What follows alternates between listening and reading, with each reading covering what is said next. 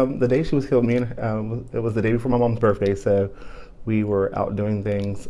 She was going to work to do some hair, and she had finished that, and she called me that night. I was at work, and she called me. She's like, "Brother, something feels weird tonight." And I was like, What's weird?" She was like, "I don't know, just something weird in the air." She's called. She's like, "Something feels weird, brother." And I was like, "What is it?" She's like, "I don't know. I can't explain it." And she's like, "I love you." And she always said, "If anything ever happens to me, take care of my kids." That was like her biggest thing. She always said that, like from the time she had children until right up until she passed away.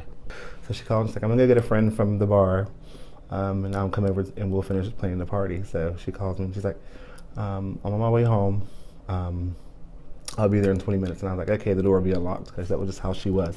So 20 minutes later, I got a phone call from her friend, and she's like, or I picked up the phone. I was like, "Stop calling. This time the door's open." And she called me back, and I hung up the phone. She called me back. She goes, "No, Roncie's been shot." And I like jumped up, freaked out, jumped up, got clothes on, and ran to the bar where she was at. And when I got there, she was laying on the ground already.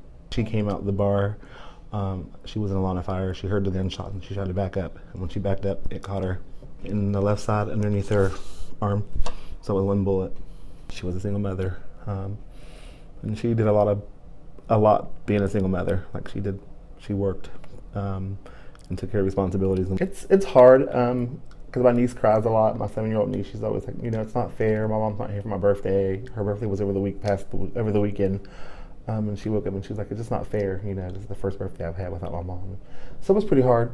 The 1-year-old, she really doesn't understand, but every time the door opens, she always says, "Mom," like she thinks her mom's coming home. And the 7-year-old actually heard me the night of the shooting because I got the phone call first, and I went to the scene, and they wouldn't let me get close to her, so I was calling my mom and my dad, and they weren't answering the phone, so I drove back to their house, and kicked the door in, and her 7-year-old daughter heard me say her mom was dead. It's harder for my mom, because my mom and my sister were me, my mom and my sister were really, really close, but when I wasn't here, it was like my mom and my sister, even like through their struggles, my sister and my mom, like they got through it because I always made sure they had what they wanted.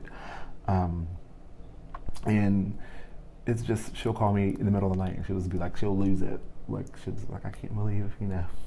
So it's really, really hard on her. So I try to stay strong for her because she's been through a lot. My mom losing her mother, then her daughter, and then on her birthday. So, every day, or everybody came over that day and they were like, "Oh, we're going to celebrate your birthday." She's like, "How the hell can I celebrate my birthday when my daughter was killed today?"